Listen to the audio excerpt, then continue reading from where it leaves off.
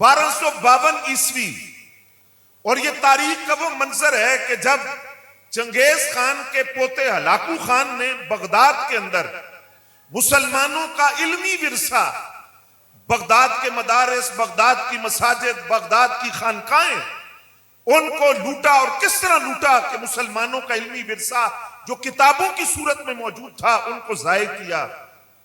اور بغداد جو اس وقت علم اور روحانیت کا مرکز تھا، اس بغداد کے لیے ہلاکو خان نے لاکھوں لوگوں کا خون بہانے کے بعد تکبر اور گھمنڈ کے اندر یہ اعلان کیا کہ تمہیں کہیں بھی قرآن کا نسخہ ملے لاؤ، اس قرآن کے نسخے کو یا تو دریا میں بہاؤ یا آگ لگا کر معاذ اللہ اسے جلا دو. اب قرآن کے نسخے اکٹھے کیے گئے، اور قرآن مجید کے نسخوں کو اکٹھا کرنے کے بعد بعض نسخوں کو دریا برد کیا گیا اور بعض کو آگ لگا کر جلانے کی کوشش کی گئی. اس وقت 7-8 سال کا ایک بچہ دریا کے کنارے کھڑا مسکرا رہا تھا.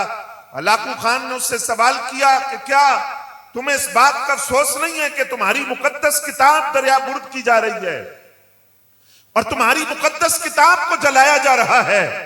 تو اس پر اس بچے نے ہلاکو خان سے کہا کہ میرا دل خون کے آنسو روتا ہے کہ ہماری مقدس کتاب کو جلایا جا رہا ہے یا دریا میں بہا کر دریا برد کیا جا رہا ہے، لیکن مسکرا تمہاری سوچ پر رہا ہوں، تمہاری فکر پر، نظریے پر، کہ تم نے یہ سمجھا کہ شاید قرآن جلانے سے یا بہانے سے ختم ہو جائے گا. یہ تورات، زبور، انجیل نہیں ہے جو کاغذ پر لکھ کر 2 گتوں کے درمیان صرف محفوظ ہے. یہ قرآن ہے، صرف گتوں کے درمیان کاغذ پر ہی محفوظ نہیں، اللہ نے آمینہ کے لال کے چھوٹے چھوٹے غلاموں کے سینوں میں محفوظ کیا ہوا ہے. اس لیے کتاب مقدس کو جلا کر، جس طرح آج مغرب کے اندر آپ سنتے ہیں ہر دوسرے تیسرے مہینے بعد یہ کہانی آتی ہے فلاں نے قرآن کو جلانے کی کوشش کی ہے، توہین کی ہے. یہ ان کا نظریہ ہے کہ شاید اس طرح قرآن ختم ہوگا. یہ کتاب مقدس کا اعجاز ہے کہ اللہ نے اپنے محبوب کے غلاموں کے سینوں میں محفوظ کیا ہوا ہے. توجہ فرمائیں حضرات. فرمایا وہ جس نے سینے میں قرآن کو محفوظ کیا، کل جب وہ میدان حشر میں آئے گا، قیامت کے دن اس کو لایا جائے گا تو کلام مقدس کتاب قرآن مجید اپنے پڑھنے والے کا ہاتھ پکڑے گی، اور وہ بندہ قرآن سے پوچھے گا. قرآن لباس بشریت میں ہوگا، اور قرآن پڑھنے والا قرآن سے پوچھے گا تو کون ہے؟ تو وہ کتاب مقدس اس بندے کو جواب دے گی، وہ جس نے تجھے راتوں کو جگا کر رکھا، وہ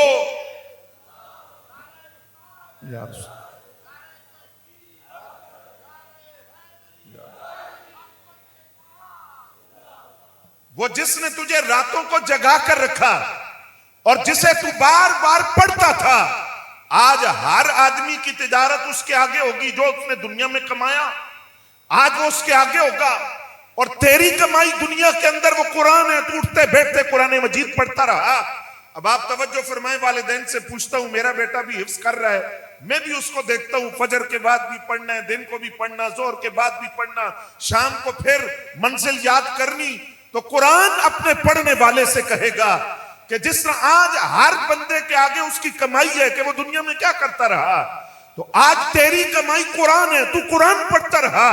فرمایا وہ کتاب مقدس اپنے پڑھنے والے کا ہاتھ پکڑ کر اس کے ایک ہاتھ پر بادشاہت رکھے گی، سرداری رکھے گی، دوسرے ہاتھ پر سرمدی زندگی، خوشحال زندگی رکھے گی، اس کے سر پر عزت کا تاج رکھا جائے گا. اس کے بعد اس کے والدین کو عزت کا لباس پہنایا جائے گا. والدین سوال کریں گے یا اللہ اساں تے قرآن حفظ نہیں کیتا. ماں کہے گی الہی میں تو حافظہ نہیں ہوں، باپ کہے گا الہی میں بھی حافظ نہیں ہوں، تو ہمارے لیے یہ اعزاز کس لیے؟ اب آپ کو والدین توجہ فرمائیں. رب فرمائے گا تمہیں یہ تاج اس لیے دیا ہے کہ اگر تم اپنے بچے کی توجہ نہ دلاتے تو آج یہ حافظ نہ بنتا. تمہاری ترغیب کی وجہ سے، تمہارے شوق کی وجہ سے، تمہاری توجہ کی وجہ سے آج یہ بچہ اس مقام پر پہنچا کہ اس کے سینے میں قرآن محفوظ ہے، اور قرآن کے حفظ کی وجہ سے میدان حشر میں سے یہ پروٹوکول دیا جا رہا ہے. ایک منظر یہ ہے، اور ایک ترمذی شریف کی روایت ہے، اس کے لفظ بھی سماعت فرمائے، مضمون ملتا جلتا ہے۔ اس میں یہ فرمایا نبی علیہ السلام نے کہ جب قیامت کے دن قرآن اپنے پڑھنے والے کو لے کر آئے گا، بولو نا سبحان اللہ، قرآن اپنے پڑھنے والے کو لے کر آئے گا اور اللہ کریم کی بارگاہ میں عرض کرے گا الہی اس کو عزت عطا فرما۔ سرکار فرماتے ہیں اس قرآن پڑھنے والے کو جنتی لباس پہنایا جائے گا، الہی اس کی تکریم میں اور اضافہ کر، رب کریم اس کو جنتیوں والے زیورات پہنائے گا۔ پھر قرآن کہے گا الہی یہ میرے پڑھنے والے سے راضی ہو جا، رب فرمائے گا اس کو لے جاؤ جنت کی سیڑھیوں کے پاس، جنت کے درجات کے پاس، اور اس سے کہو دنیا کے اندر جس طرح ٹھہر ٹھہر کے قرآن پڑھتا تھا آج بھی ٹھہر ٹھہر کر قرآن پڑھتا جائے، جنت کی سیڑھیاں چڑھتا جائے، جنت کی جس سیڑھی پر قرآن پڑھنا موقوف کرے گا اللہ جنت میں وہ ٹھکانوں اور مقام اسے عطا فرمائے گا۔ اللہ یا رب۔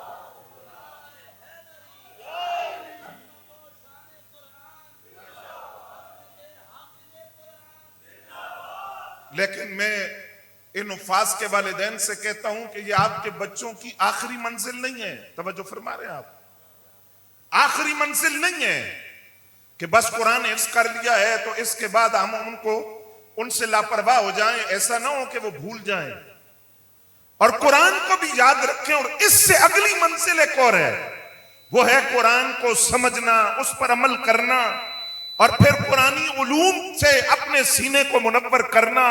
یہ قرآن ہے جو سر پر عزت و عظمت کے تاج سجاتا ہے۔ یہ علماء تشریف فرمائیں یہاں، میں تو ان کی جوتیوں پر بیٹھنے والا ایک خادم ہوں، میں آپ سے عرض کرنے لگا ہوں، آپ توجہ فرمائیں گے۔ بصرہ کا گورنر تھے حجاج بن یوسف، تو ایک دن نا نفس کو تسکین دینے کے لیے، بعض لوگوں کو عادت ہوتی ہے نا اپنے نفس کو ہی خوش کرتے رہتے ہیں، تو اپنے نفس کو خوش کرنے کے لیے جو درباری سامنے بیٹھے تھے ان سے کہنے لگا حجاج بن یوسف دسو بصرہ دا گورنر کون ہے؟ حالانکہ خود گورنر تھا، لیکن خوشی کے لیے کہ کوئی جواب میں میرا نام لے گا تو ذرا نفس خوش ہو جائے گا، کہا بصرہ کا گورنر کون ہے؟ صفوان بن خالد اس دور کے ایک بزرگ تھے، اٹھ کر کھڑے ہوئے، انہوں نے کہا اگر میرے کو لوگ پوچھے نا بصرہ دا گورنر کون ہے تو امام حسن بصری ہیں۔ حجاج بن یوسف نے کہا وہ کیسے؟ کہا دیکھ تیرے پاس ہے دنیا، ان کے پاس ہے دین، وہ تیری دنیا کے محتاج نہیں، تو دین کے لیے ان کا محتاج ہے، وہ تیرے دروازے پر کبھی نہیں آئیں گے، تجھے ان کے دروازے پہ جانا پڑے گا۔ اور دوسری بات، لوگوں کو ادب کے ساتھ جس طرح میں نے امام حسن بصری کے دروازے پر دیکھا ہے، اس ادب سے لوگ تیرے دروازے پر نہیں آتے، تو عزت تو وہ ہے جو اللہ نے امام حسن بصری کو عطا۔ سبحان اللہ، نعرہ تکبیر، نعرہ رسالت، نعرہ حیدری، حیدری، حیدری، عظمت قرآن، عظمت قرآن۔ اس لیے عرض کی حضرات کہ یہ آپ کے بچوں کا آخری سٹاپ نہیں ہے، آخری منزل نہیں ہے، انہیں علوم دینیہ کی طرف لائیں۔ اب آپ کا ذوق ہے تو ایک بات اور عرض کرتا ہوں، آپ نے امام اعظم ابو حنیفہ رحمۃ اللہ علیہ کے ایک قابل فخر شاگرد، ویسے ہی تو امام اعظم کے علمی دسترخوان پر بیٹھنے والا ہر شخص ہی قابل فخر ہے، لیکن آپ کے ایک شاگرد کا نام بہت ہی چمکا جسے حضرت عبداللہ بن مبارک رضی اللہ تعالیٰ عنہ کہا جاتا ہے۔ یہ حضرت عبداللہ بن مبارک رضی اللہ تعالیٰ عنہ بغداد کے دورے پر آئے، تو یہ جب بغداد کا دورہ کر رہے تھے تو لوگوں کو پتہ چلا کہ حضرت عبداللہ بن مبارک آئے ہیں، لوگ ان کے چہرے کی ایک جھلک دیکھنے کے لیے ان کی سواری کے ساتھ دوڑے تو کسی کی جوتیاں ٹوٹ گئی، اور گرد اتنی اڑی کہ لوگ دیوانہ وار ساتھ دوڑ رہے ہیں کہ عالم ربانی آیا ہے، اس کے چہرے کی ایک جھلک دیکھ لیں۔ جب عبداللہ ابن مبارک گزر رہے ہیں بغداد سے، بغداد کی ایک نواحی بستی تھی، لوگوں کا ہجوم تھا اور لوگ دیوانہ وار حضرت عبداللہ ابن مبارک کی سواری کے ساتھ دوڑ رہے ہیں، اسی وقت وقت کا حاکم خلیفہ ہارون الرشید بھی بغداد کے اندر موجود تھا، اور اس کی کنیز خیمے سے، جس خیمے میں خلیفہ ہارون الرشید موجود ہے، اس کی کنیز یہ سارا منظر دیکھ کر ہارون الرشید سے پوچھتی ہے کون ہے کہ جس کی سواری کے ساتھ لوگ دوڑتے جا رہے ہیں؟ اس نے کہا میرا خیال ہے یہ حضرت عبداللہ بن مبارک ہے، امام اعظم ابو حنیفہ کے شاگرد ہے۔ جب اس نے یہ بات کی تو اس کنیز نے ہارون الرشید سے کہا کہ اللہ کی قسم حکومت تیری نہیں، حکومت عبداللہ بن مبارک کی ہے۔ اگر تیری حکومت ہے تو فقط سروں تک، اگر دلوں کا حکمران کوئی دیکھا ہے تو وہ عبداللہ بن مبارک رضی اللہ تعالیٰ عنہ۔ تجھے لوگ اکٹھے کرنے کے لیے سپاہی بھیجنے پڑتے ہیں، تیری فوج جاتی ہے سوار یا پیادہ بندے اکٹھے کرتی ہے، لیکن اگر کسی کا نام سن کر فرط عقیدت کے اندر اور فرط جذبات میں لوگ جوتیاں ٹوٹ جائیں اور سواری کے ساتھ دوڑتے ہوئے اس عالم ربانی کی ایک جھلک دیکھنا چاہے تو وہ حضرت عبداللہ بن مبارک ہے۔ تو اصل حکومت تو ان کی ہے کہ جو دلوں پر راج کرتے ہیں، اور وہ ہیں جن کا تعلق قرآن کے ساتھ ہے، رسول اللہ کے فرمان کے ساتھ ہے۔ آج یہ کتاب مقدس ہمارے گھروں میں موجود ہے، دل کیا تو پڑھ لیا، دل کیا تو مہینہ مہینہ توجہ، بولو نا، میں اپنی بھی بات کر رہا ہوں، مہینہ مہینہ توجہ، اور مہینہ تو چلو پھر کچھ بات ہے، سال سال توجہ نہ ہوئی، رمضان آیا تو کھول لیا، جبکہ قرآن کی تاثیر یہ ہے، توجہ توڑی چاہیے۔ حضرت ابو طفیل عامر دوسی رضی اللہ تعالیٰ عنہ قبیلہ دوس کے سردار ہیں، صحابی رسول ہے، یہ فرماتے ہیں ابھی نبی علیہ السلام نے اعلان نبوت فرمایا تھا تو میں مکہ کسی تجارتی کام سے آیا، تو جس وقت میں مکہ میں داخل ہوا تو کفار و مشرکین نے مجھے روک کر کہا آیات ہیں پر ایک گل سنی، کیا؟ کہا ادھر ایک نوجوان نے نا نبوت کا دعویٰ کیا ہے، اور وہ کلام ایسا پڑھتا ہے کہ جو سنتا ہے اسی کا ہو جاتا ہے، تو کوشش کرنا کہ اس کی زبان سے وہ کلام نہیں سننا۔ ہن تسی دسو ہوئے قرآن تے صاحب قرآن دی زبان تو ہوئے، بولے نا، جب صاحب قرآن خود قرآن پڑھتے ہوں گے تو وہ کیا منظر ہوگا؟ کہا سننا نہیں ہے، اگر سن لیا تو تجھے آباء و اجداد کا دین، یہ بت پرستی چھوڑنی پڑے گی۔ حضرت ابو طفیل فرماتے میں گیا بیت اللہ کا طواف کرنے، آپ جانتے کہ زمانہ جاہلیت میں کفار و مشرکین بھی بیت اللہ کا طواف کرتے تھے، تو کہا میں بیت اللہ کا طواف کرنے گیا، میں نے وہاں ایک شخصیت کو بیت اللہ کا طواف کرتے ہوئے دیکھا، میں چونکہ پہلی مرتبہ فرماتے دیکھ رہا تھا لیکن سونا اتنا، دل نے کہا یہی ہے وہ جس کے بارے میں مجھے کہا گیا کہ اس کے قریب نہیں جانا، اتنا سونا کہ حضرت ابو ہریرہ رضی اللہ تعالیٰ عنہ فرماتے ہیں سرکار مسکرائیں تو دانتوں کی چمک سامنے دیوار پہ پڑے، کوئی ہاتھ ملائے تو اتنی نرمی ریشم اور دیباج میں نہیں جتنی آمنہ کے لال کے ہاتھوں میں تھی۔ اور حضرت ابو ہریرہ رضی اللہ تعالیٰ عنہ فرماتے ہیں اگر رسول اللہ صلی اللہ علیہ وسلم کا حسن جاننا ہونا بس اتنی بات یاد رکھو، اساں حضور تو پہلے بھی سرکار ورگا کوئی نہیں تکیا تے سرکار تو بعد بھی سرکار ورگا کوئی نہیں تکیا۔ کہا اگر نبی علیہ السلام کا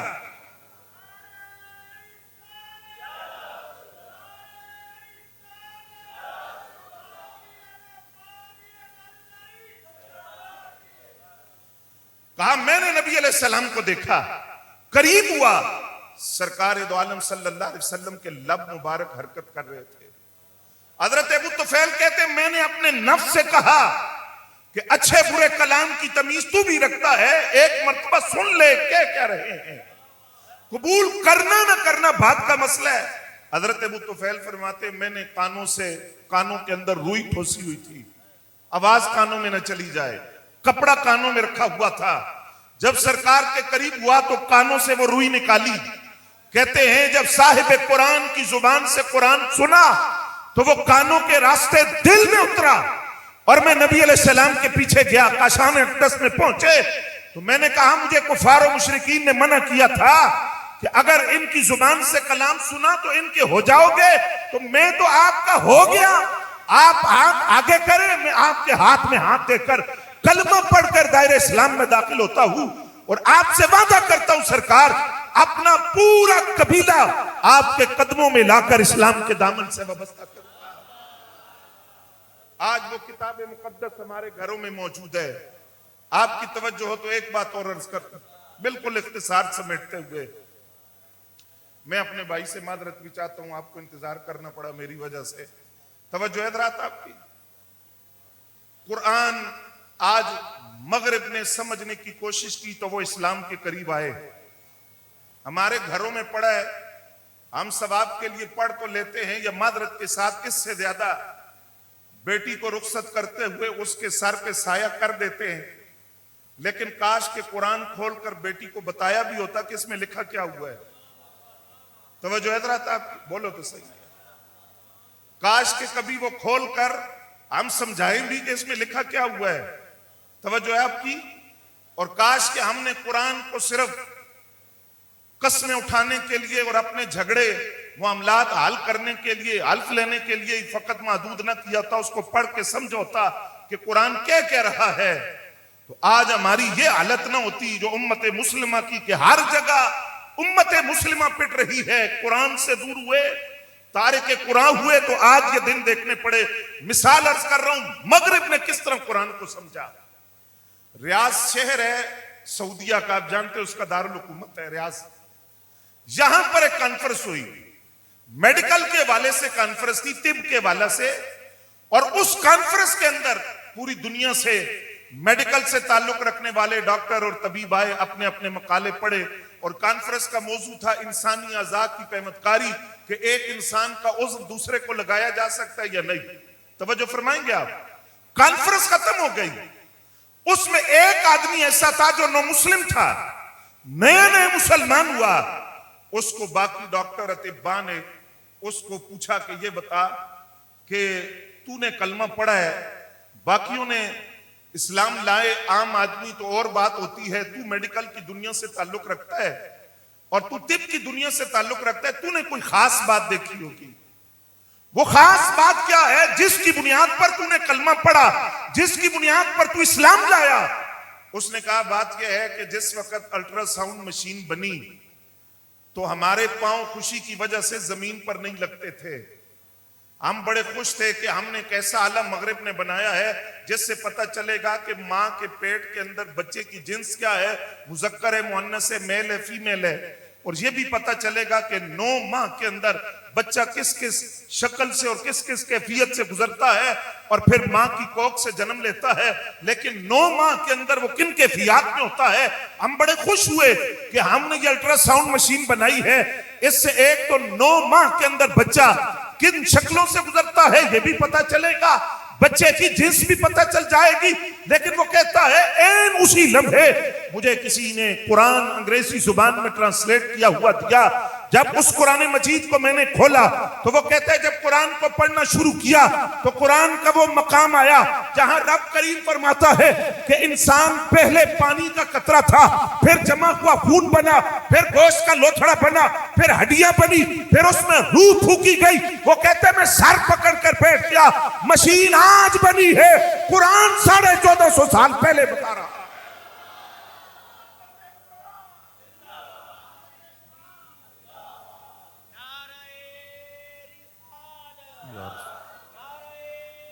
رسالت، نعرہ حیدری، عظمت قرآن، عظمت قرآن، عظمت قرآن، نعرہ حیدری۔ کہتے ہیں میں حیران رہ گیا، توجہ فرمائیں گے آپ، یہ مرحلے تو قرآن پہلے بیان کر رہا ہے، اس کو لو اگلی گل سنو۔ کہتا ہے جب صاحب قرآن کے فرامین پڑھے تو وہاں انہوں نے تو یہ بھی بیان کیا کہ بچہ ماں کے پیٹ میں کتنے دن کس حالت میں رہتا ہے۔ 120 دن اس کی کیفیت یہ ہے، 120 دن بعد بچے کی حالت بطن مادر کے اندر بدل جاتی ہے، 120 دن بعد پھر کیفیت اور ہوتی ہے۔ کہا انہوں نے مدت بیان کی، کہتے ہیں میں یہ سوچنے لگا کہ اگر آج سے کم و بیش 1450 سال پہلے نہ کوئی الٹرا ساؤنڈ مشین تھی، نہ دوربین، نہ خوردبین، نہ کوئی ایسا سائنسی آلہ تھا جس سے پتا چلے کہ ماں کے پیٹ میں بچہ کن کیفیات سے گزرتا ہے، لیکن اگر اس وقت کوئی بیان کر رہا ہے اور اللہ کا نبی مدینے میں بیٹھ کے اپنے غلاموں کے سامنے یہ ساری کیفیات بیان کر رہا ہے تو میں اس نتیجے پر پہنچا کہ اس وقت تو کوئی سائنسی آلہ نہیں تھا، لیکن اگر اللہ کا نبی بتا رہا تھا تو کیسے بتا رہا تھا کہ رب اپنے محبوب کو بتا رہا تھا، محبوب غلاموں کو بتا رہا تھا، تو یہ دلیل ہے کہ وہ نبی بھی سچا ہے اور اس کا رب بھی سچا ہے۔ کہتا ہے یہ میرے اسلام لانے کی وجہ ہے، آج وہ کتاب مقدس ہمارے گھروں کے اندر ہے۔ پھر حضرات گرامی قدر بات مختصر کرتے ہوئے قرآن کے کچھ حقوق بھی ہم پر لازم ہیں، توجہ آپ کی۔ یہ جن بچوں نے حفظ کیا، پہلی گزارش تو ان سے، ان کے والدین سے، کہ اس کو زبانی یاد بھی رکھنا ہے، اور یاد تب ہوگا جب بار بار اس کو دہرایا جائے گا، منزل پڑی جائے گی۔ اور پھر قرآن مجید کا ایک تقاضا یہ بھی ہے کہ اس کو سمجھ کر عمل بھی کیا جائے۔ توجہ فرمائیں گے آپ؟ ایک بندہ قرآن روز پڑھتا ہے، میں یا آپ، ہم روزانہ قرآن مجید پڑھتے ہیں، تلاوت کرتے ہیں، اور قرآن مجید کو پڑھنے کے بعد ہمیں یہ گارنٹی مل گئی کہ پڑھنے کا ثواب مل گیا ہے، لیکن ایک سوال ہم سے ضرور ہوگا کہ قرآن نے تم سے جو کہا تھا اس پر عمل کتنا کیا؟ اب قرآن ہم روزانہ پڑھتے ہیں، قرآن کہتا ہے سود حرام ہے، قرآن کہتا ہے نماز قائم کرو، قرآن کہتا ہے روزہ فرض ہے، قرآن کہتا ہے زکوٰۃ فرض ہے، حج فرض ہے جو مالی جانی طاقت رکھتا ہے، زکوٰۃ صاحب نصاب پہ فرض ہے، قرآن کہتا ہے جھوٹ نہ بولو، قرآن کہتا ہے بدکاری کی طرف نہ جاؤ، تو ہم پڑھتے روز ہیں، روز پڑھتے ہیں قرآن مجید کے اندر، لیکن سوال یہ ہے عمل کتنا کرتے ہیں؟ اس کی مثال محدثین نے دی کہ ایک بادشاہ اپنے وزیر کو خط لکھتا ہے کہ تم محل تعمیر کرو۔ وزیر نے بادشاہ کا خط پکڑا، صبح بھی بادشاہ کا خط پڑھتا ہے، شام بھی پڑھتا ہے، اور جو اس میں لکھا ہوا ہے اس پہ عمل، بولیے، عمل نہیں کر رہا۔ اب وہ بادشاہ اس سے راضی ہوگا کہ ناراض ہوگا؟ خط تو وہ روز پڑھ رہا تھا، صبح بھی پڑھتا ہے، شام بھی پڑھتا ہے، لیکن اس خط کے اندر جو حکم تھا اس پر عمل نہیں کیا۔ تو قرآن کا پہلا حق ہم پر یہ ہے کہ جو اس میں لکھا ہوا ہے اس پر عمل کرنا ہے۔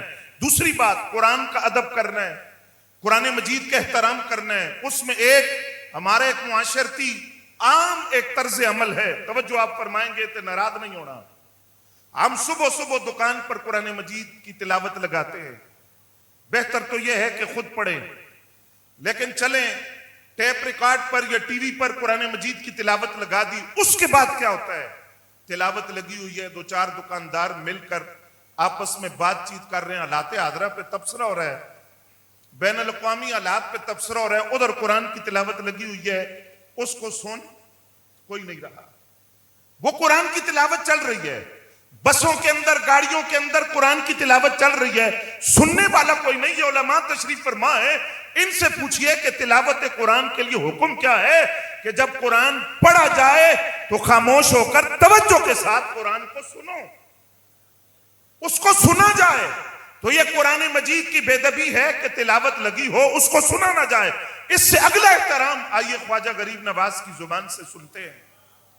آپ فرماتے ہیں کہ آدمی اس نے بظاہر کوئی نیکی نہیں کی تھی، جب دنیا سے رخصت ہوا، دنیا سے چلا گیا تو دیکھا وہ جنت میں ٹہل رہے، اس سے پوچھا گیا کہ تو یہاں کیسے پہنچا؟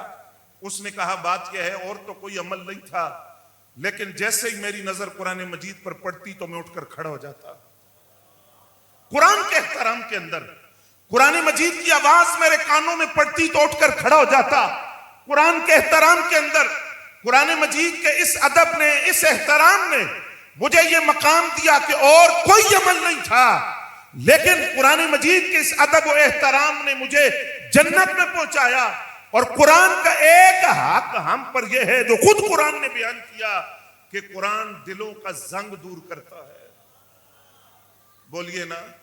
حضرت عبداللہ ابن عمر رضی اللہ تعالیٰ عنہ نبی علیہ السلام سے سوال کرتے ہیں، حضور دسو دل کو زنگ لگتا ہے؟ حضور نے فرمایا دل کو بھی زنگ لگتا ہے۔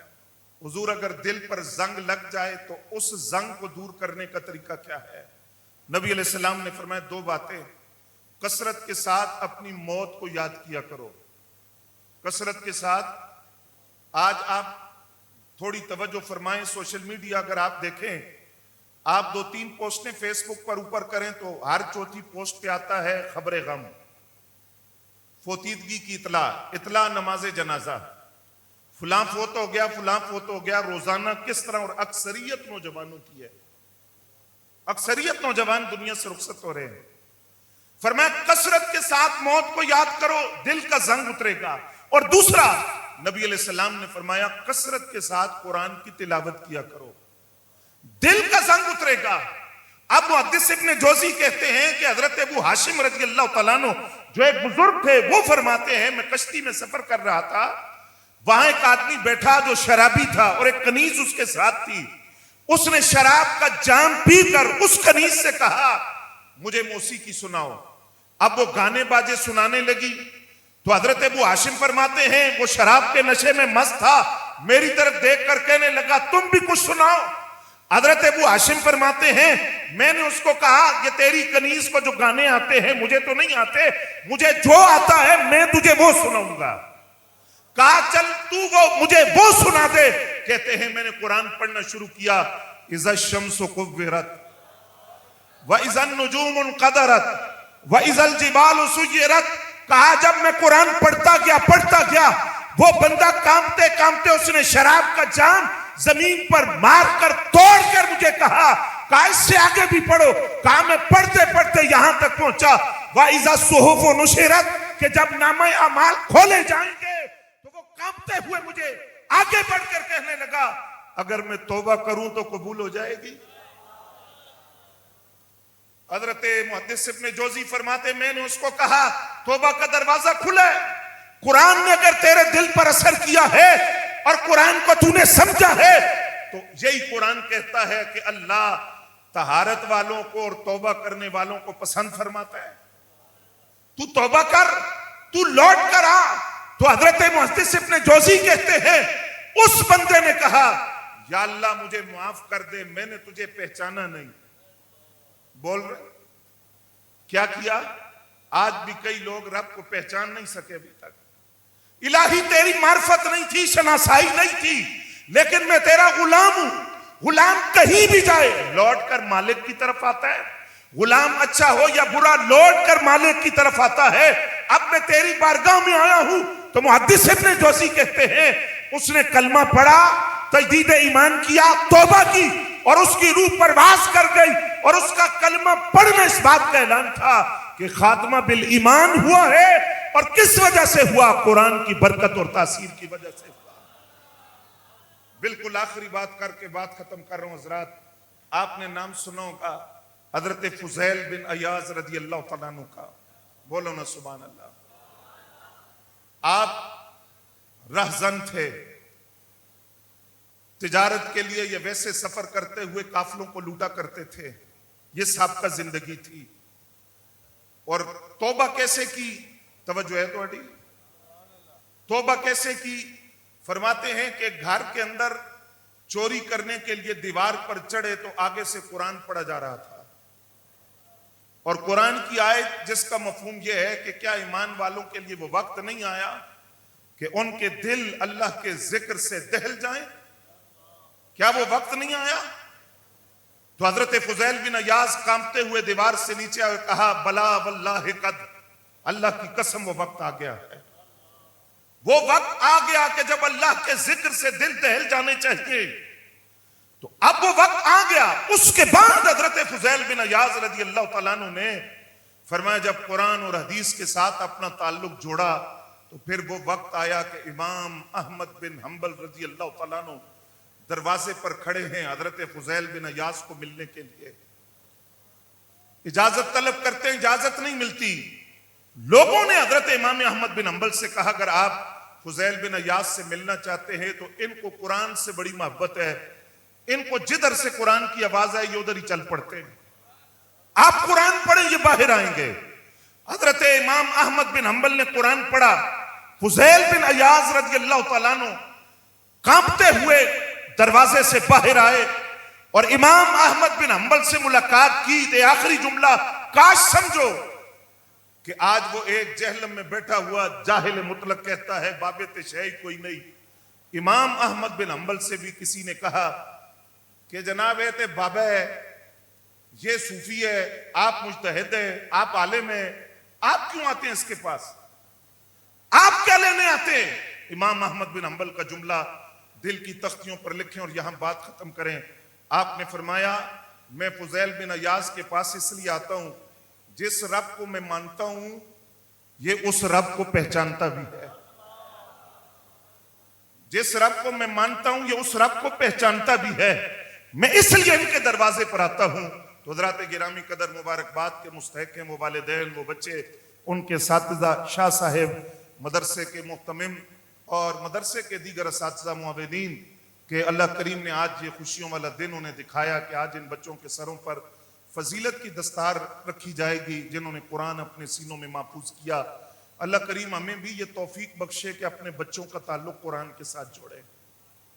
ہم اپنی اولاد کو یونیورسٹی بھیجیں، کالج بھیجیں، یہ منع کوئی نہیں کرتا. آپ کو کوئی عالم دین آپ پر یہ فتویٰ نہیں لگائے گا کہ بچے یونیورسٹی کیوں بھیجے، کالج کیوں بھیجے، لیکن یہ آپ سے ضرور کہیں گے کہ اپنے بچوں کا تعلق قرآن کے ساتھ ضرور جوڑیں. ڈاکٹر بھی بنے تو قرآن سے تعلق ضرور جوڑیں، دین کے ساتھ ان کا تعلق ضرور ہونا چاہیے، کیونکہ جو لوگ دین سے وابستہ ہوتے ہیں ان کی نسلیں قیامت تک سنور جاتی ہیں. اللہ کریم ان باتوں کو سمجھنے کی اور عمل کرنے کی توفیق عطا فرمائے. وما علینا الا البلاغ.